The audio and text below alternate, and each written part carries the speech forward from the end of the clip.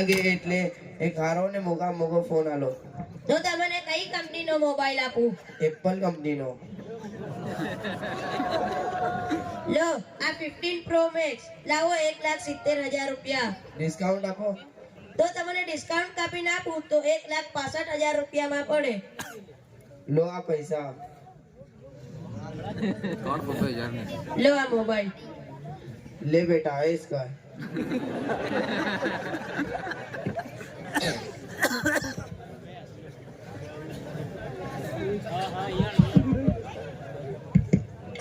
પપ્પા ફોન લાડો ના પપ્પા ફોન લાડો તારે ફોન નું કામ હે માર બધા તો પાય ફોન છે માર નથી નિયા લાડો જાનાઈ જા મત ફોન જોઈએ નિયા લાડો એમ કીધું જા ના હું ફોન જોઈએ હારું ચાલ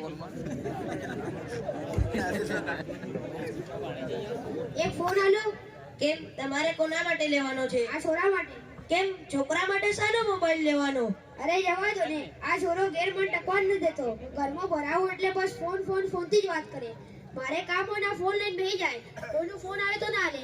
પાછો ઉપરથી ફોન કટ કરી નાખે. એટલે એને ફોન લગાડ દઉં તો મારે તો શાંતિ થઈ જાય ને મને તો હક્કે રહેવા દે. તો તમને કેટલા સુધીનો મોબાઈલ આપું? 20 થી 25,000 રૂપિયા. લો આ 30,000 નો છે પણ તમારા માટે 25 માં આપી દઈશ.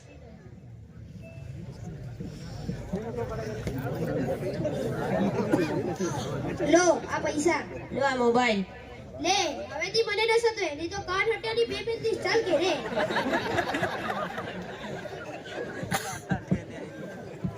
પપ્પા ફોન લાડો ના પપ્પા ફોન લાડો ના. તારે શું કામ છે? મારા બના તો કઈ ફોન છે મને દીજે. ચાલ એક મોબાઈલ આપો ને. કેમ આ તમારા પાસે નવો જ તો ફોન છે ને, તો તમે બીજો કોના માટે લઈ રહ્યા છો? મારે મારા છોકરા માટે જોઈએ છે. શું કે આજકાલ મોબાઈલમાં નવી વસ્તુ આવે છે, નવા વિડીયો આવે છે, નવી ગેમો આવે છે, નવા ફંક્શન આવે છે.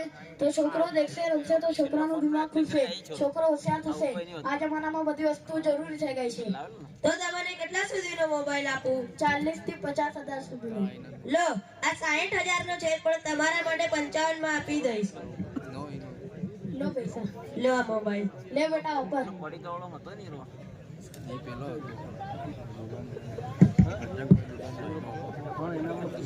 પપ્પા ફોન લાડો. ના તારે હું કામે? ના મને જોઈએ.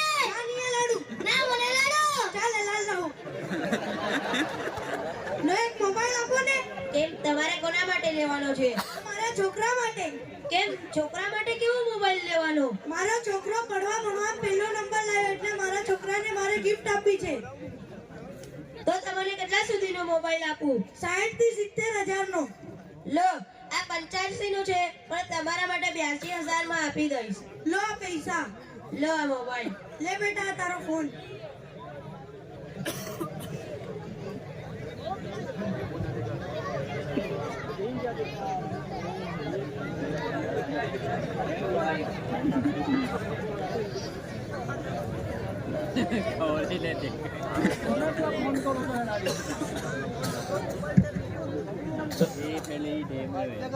ये बच्चे एक्टिंग कर रहे हैं.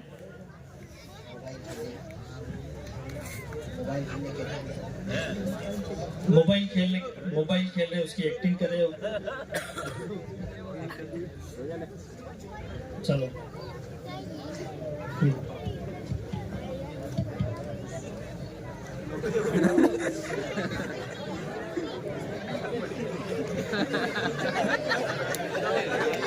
चलो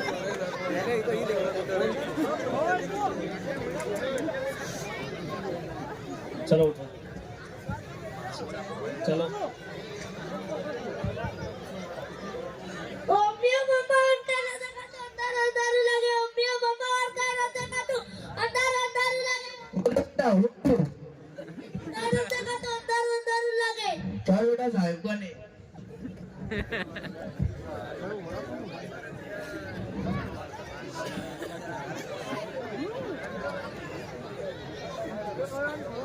અરે સાહેબ ચેક કરો ને મારા છોકરાને શું થઈ ગયું? સવારે ઉઠ્યો તારો એમ જ કહે છે દેખાતું નથી અને અંધારું લાગે છે. શું આ છોકરો કશે પડી ગયો હતો? ના સાહેબ. માથામાં કશું વાગેલું અથવા કોઈએ મારી દીધું હતું? ના સાહેબ એવું બી નથી થયું. શું આંખમાં કોઈ દવા નાખી હતી? ના સાહેબ દવા બી નથી નાખી. તો પછી શું થયું? બસ સાહેબ, સવારનો થયો તારો એમ જ કહે છે, દેખાતું નથી અને અંધારું અંધારું લાગે છે. શું આ છોકરો મોબાઈલ જોવે છે? હા સાહેબ, આખો દિવસ મોબાઈલમાં જ લાગેલો રહે છે. હા, આની આંખોની રોશની ઓછી થવાનું કારણ આ જ છે કે મોબાઈલમાં લાગેલો રહે છે. નાના છોકરાઓ હોય કે મોટા લોકો હોય, જો વધારે પડતો સમય મોબાઈલની સ્ક્રીન પર ગુજારશે તો આંખોની રોશની ઓછી થવી, આંખો ફરી જવી વગેરે જેવી ઘાતક બીમારીઓ થાય છે. અને ખાસ કરીને નાના છોકરાઓ માટે આ મોબાઈલની સ્ક્રીન બિલકુલ સારી નથી. માટે તમે આ છોકરાને મોબાઈલની સ્ક્રીનથી દૂર રાખો. હમણાં તો ઓછું નુકસાન છે, અને જો હજુ પણ મોબાઈલમાં લાગેલો રહેશે તો આંખો જવાની પણ સંભાવના છે. હમણાં આ 10 નંબરના ચશ્મા આપું છું, તેનાથી કામ ચલાવો અને હવેથી ધ્યાન રાખજો. સાહેબ, મારી જ ભૂલ છે કે પૈસાના ઘમંડમાં અને છોકરાની મોહબ્બતમાં આવીને મોબાઈલ જેવી ઘાતક વસ્તુ હલાડી દીધી. હવે મને સમજાઈ ગયું છે કે પૂરેપૂરું ધ્યાન રાખીશ. લો આ ચશ્મા. ફી કેટલી? 1000. ચાલ.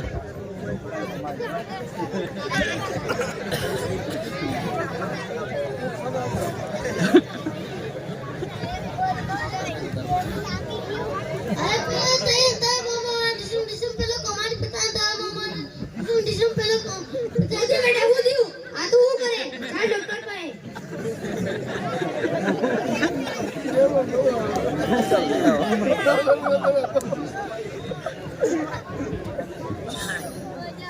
દેખો ને સાહેબ, આ છોરો રાતમાં ઉઠીને ગોળીઓ મારતો એમ કરે ને ડીસુમ બોલે. શું આ છોકરો મોબાઈલ જોવે છે? આ સાહેબ આખો દાડો મોબાઈલ દેખે, નવરો પડે એટલે મોબાઈલ લઈને બેસી જાય. હા, તો હવે તમે મારી વાત ધ્યાનથી સાંભળો. આ મોબાઈલમાં એક તો પબજી અને તેના જેવી જ બીજી ફ્રી ફાયર નામની ગેમ આવે છે. અને આ તમારો છોકરો જે રીતની હરકતો કરે છે તેમાં પણ આ જ રીતે મારવાનો આવે છે. આ ગેમને રમતા રમતા તેની લત લાગી જાય છે, અને આ લત એટલી બધી વધી જાય છે કે એક જાતનો નશો બની જાય છે, અને પછી તેના વગર ચાલતું નથી. આ એક વિડીયો ગેમ છે. આનું આખું દ્રશ્ય માણસના દિમાગમાં છપાઈ જાય છે, અને જે માણસને લત લાગેલી હોય તેને વારે ઘડીએ તેના દિમાગમાં આ જ દ્રશ્ય ફરતું રહે છે. અને માણસના શરીર પર દિમાગનો કંટ્રોલ હોય છે. જે દિમાગમાં ફરતું હશે એ જ એ કામ કરવાનું કહેશે. અને તમારો છોકરો સવારમાં ઉઠે ત્યારથી આખો દિવસ મોબાઈલમાં આવી બધી ગેમો રમે છે, અને રાત્રે સૂઈ જાય છે તો પણ તેનું દિમાગ તેને ભૂલતું નથી, જેના કારણે ઊંઘમાં આવી બધી હરકતો કરે છે. હમણાં તો આ હરકતો ઓછી છે, અને જો હજુ પણ આ મોબાઈલમાં લાગેલો રહેશે તો દિવસે પણ આવી બધી હરકતો કરવાનું શરૂ કરી દેશે. તમને તમારો છોકરો પરેશાન ના કરે તેના માટે તમે તેને મોબાઈલ આપો છો, પણ તેનાથી ઘણું બધું નુકસાન થાય છે. હમણાં તો આ દિમાગ શાંત રહે તેના માટે ગોળીઓ લખી આપું છું, પણ આની અસર દવા એ જ છે કે તમે આને મોબાઈલથી દૂર રાખો. ઠીક હે સાહેબ, તમે ટાઈમ પર મારી આંખો ખોલી નાખી. હવેથી છોરાને મોબાઈલ નહીં આલો, અને જે મોબાઈલ એના માટે લીધેલો એ પણ વેચી દઈશ. જઝાકલ્લાહ સાહેબ. દવા ગોળીઓ. તમારી ફીસ કેટલી? 1000. ઓ મમ્મી પપ્પા દાદા કે પૂછાવો મમ્મી પપ્પા દાદા કે પૂછાવો મમ્મી પપ્પા દાદા કે પૂછાવો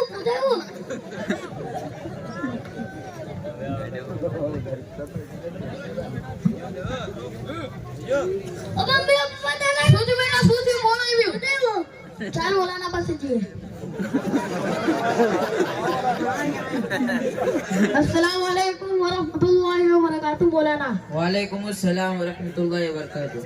બોલાના છોકરાને જુઓ ને, રાત્રે નિંદરમાં ચમકી જાય છે અને ભૂત આવ્યો એમ બોલે છે, અને કહે છે મને કોઈ મારવા આવી રહ્યું છે. તો દેખો ને બોલાના શું છે, છોકરાને કોઈ તકલીફ તો નથી? બધાથી પહેલા તો મારી વાત સાંભળો.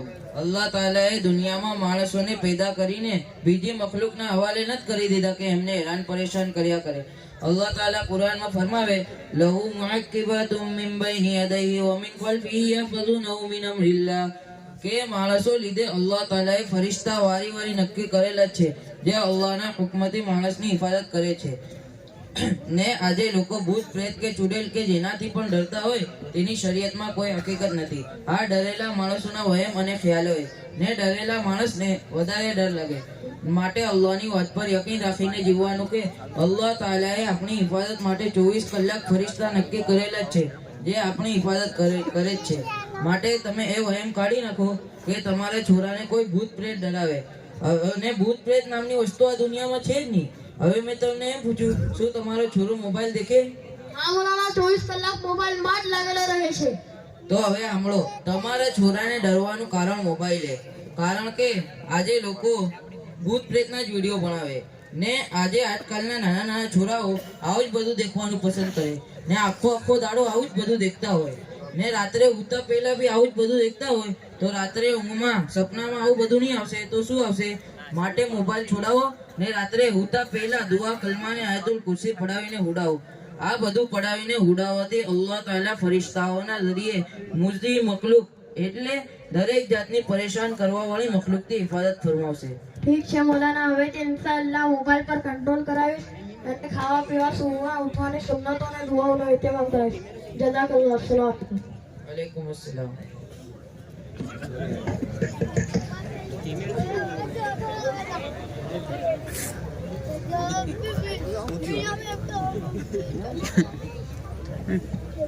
હા પણ બિસ્મિલ્લાહિર્રહમાનિર્રહીમ. અલીફ બા તા સા. ઉભો રે, તું ગયા વર્ષે પહેલો નંબર લાવેલો ને આ વર્ષે નપાસ થઈ ગયો. જા તાર અપ્પાને તેડી લાવ.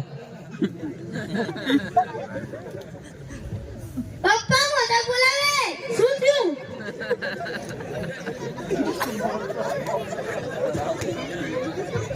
અસ્સલામુ અલૈકુમ. વાલેકુમ અસ્સલામ વરહમતુલ્લાહિ વબરકાતુહુ. શું થયું મોલાના? મને અહીંયા બોલાયો. ગયા વર્ષે તમારો છોરો પહેલો નંબર લાવેલો ને આ વર્ષે નપાસ થઈ ગયો, એનું શું કારણ? હું શું જાણું મોલાના? રોજ જે મદ્રસામાં આવવા માટે તો નીકળે જ છે નહીં. મદ્રસામાં એની હાજરી તો ફૂલ હે, પણ જે સબક અહીં મદ્રસામાં પડતો તો એ ઘેર બહેને યાદ કરતો તો. કેવું પડું? બસ સ્કૂલ ને મદ્રસા બેઠી આવીને ફોન લઈને બેસી જ જાય, કઈ બીજું કામ જ નહીં. તો હવે મેં તમને સમજાવું કે તમારા છોરાને નાપાસ થવાનું કારણ મોબાઈલ હે. કારણ કે આ મોબાઈલ અચ્છા હોશિયાર છોરાને ડફોળ કરી નાખે ને અચ્છા કામયાબ માણસોને નાકામ કરી નાખે, એટલે આ મોબાઈલનું જ પરિણામ હે. મોલાના, મારી ભૂલ છે કે મારો છોકરો ભણવા પહેલો નંબર લાવ્યો એટલે મેં એને ગિફ્ટ અલાડી દીધી. તો આ બધાથી પહેલા તો હવે આને મોબાઈલ છોડાવો ને રાત્રે પડવા બેહાડો. મોલાના, આપને ખબર નથી, આપણે તો ઈ તો રિવાજ છે કે હવાર હાજ માને થઈ જવું, જાણે કે જન્મ જાતનો એમને જ અધિકાર હોય. તો છોકરો રાત્રે પડવા કેમ કરી ઘરે બેસે? દેખો, આ રિવાજ ઘણો ખોટો રિવાજ છે. મમ્મી માને તઈ જાય પણ આટલું બધું કે હવાર હાંજ જાય. હવાર હાંજ જવાથી ઘણા જ બધા નુકસાન હોય. એક તો તમારી સામે જ છે કે તમારો છોરો તમારી સામે જ પડવા ભણવાનું નથી થતું એનું, ને છોરાઓ માટે રાત્રે જ ખાસ પડવા ભણવાનો ટાઈમ હોય. બીજું કે ઓરત માટે રાત્રે ઘરથી બહાર નીકળવું બિલકુલ મુનાસિબ નથી. ને ત્રીજું કે મમ્મી માને તઈ જાય તો રાત્રે મોડા સુધી તઈ રહે, એના કારણે છોરો એના મામાને તઈ હોઈ જાય ને જ્યારે મમ્મીને ઘેર આવવાનો ટાઈમ થાય ત્યારે છોરાને ઊંઘમાંથી ઉઠાડીને ઘેર લાવે, એના કારણે છોરાની નીંદર પણ ખરાબ થાય. આના સિવાય પણ ઘણા જ બધા નુકસાન હોય. કોઈ દાડો ટાઈમ કાઢીને આવજો તો ઇન્શાઅલ્લાહ સમજાડીશ. એટલે આ રિવાજ ઘણો ખોટો રિવાજ છે. દરેક માએ પોતાના છોરાની ભલાઈ સમજીને જાતે જ જવાનું ઓછું કરી દેવું જોઈએ અને છોરાની દીની અને દુનિયાવી તાલીમની ફિકર કરવી જોઈએ. ઇન્શાઅલ્લાહ ફિકર કરજો. ઇન્શાઅલ્લાહ મૌલાના. અસ્સલામુ અલૈકુમ. દુઆ યાદ રાખજો. ઇન્શાઅલ્લાહ. વાલેકુમ અસ્સલામ.